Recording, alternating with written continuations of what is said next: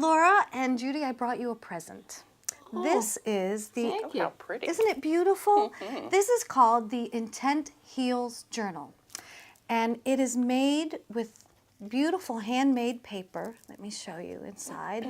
See that paper? It's an ancient paper making technique that the monks used. It was made in Nepal. And the money that we collect from these goes back to the village where it was made. So it's called the Intent Heals Journal because it heals the world in many ways. So it heals that village, but also it's a prayer. It's kind of like a prayer journal. You see how it's small? So it fits in the palm of your hand. So what you do is you get in a prayerful space and allow God's presence to speak to you and think of the people who have affected your life.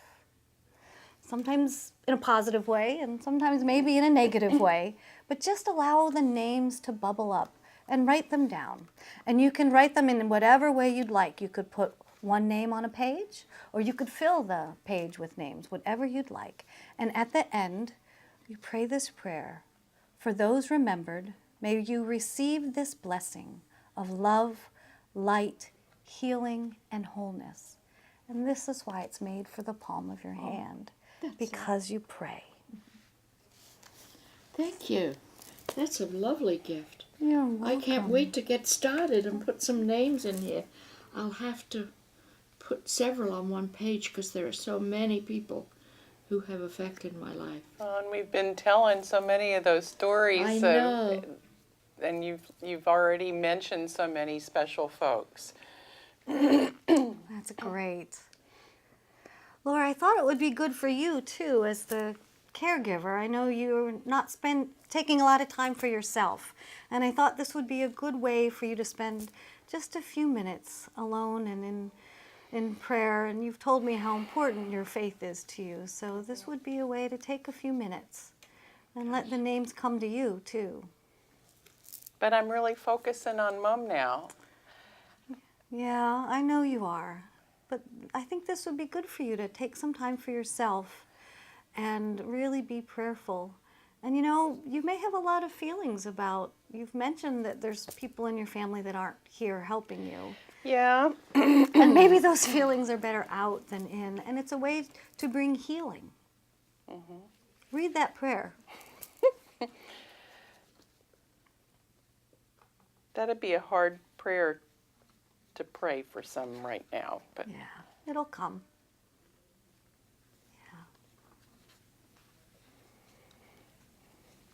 Will you help me write these in if I can't write very well? oh, of course. You know, I'm not so good at doing things anymore, and I can't see very well either, but my mind will still work, and I'll remember people from my childhood and teachers and people I worked with and my grandchildren and my great-grandchild that I'm expecting. I hope she gets here soon so that I can see her and love her and put her in here too. Oh, and maybe you could write a special blessing for her or something, something maybe I special could. for her. I have in to there. sit quietly and think about that, Yeah. what to say. Thank you. Yeah. This is lovely. I'm so glad that you like it. I hope that it is meaningful for you. Have many of the people, your patients, used this? Yes, and they do find that it brings healing and gratitude. The most powerful story I heard was someone who was really resentful about a family relationship. But because of this book, it caused a complete paradigm shift, and she was able to surround that person with light and love. Wow. There was some reconciliation that happened. So, Well, I know we're hoping for some of that. Yes, we are. We need some of that in the family. Yeah. For all of us. Yes, we do. And for the person that's not with us, they need understanding, healing, compassion. I've also used it for people that are in the nursing home who don't feel like they're making a difference in the world. This is a way to heal the world, and it really gives them purpose, too. Yes, yes. Prayers, I think it's a powerful thing. Prayer is very powerful. very powerful. I want you to think about, too, what you would like to happen to the book after you die. I think I'd like my oldest daughter to have it.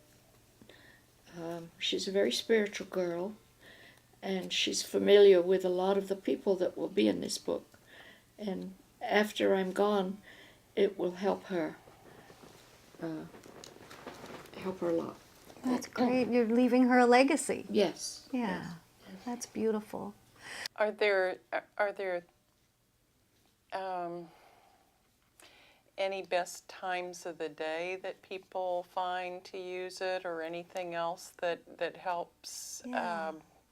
with the memory of those of us who can't remember that well anymore? Right.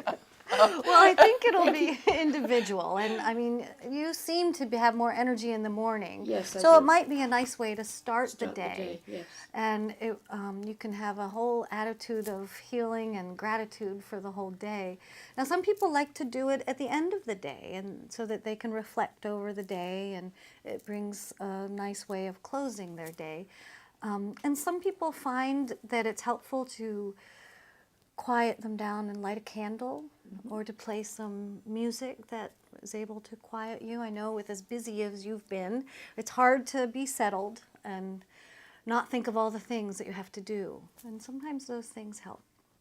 And I know some people that will take a walk first, and that's how they quiet themselves. And then they'll sit back down. We could sit together and have some music, and you need to relax a little bit. You've been wonderful help for me.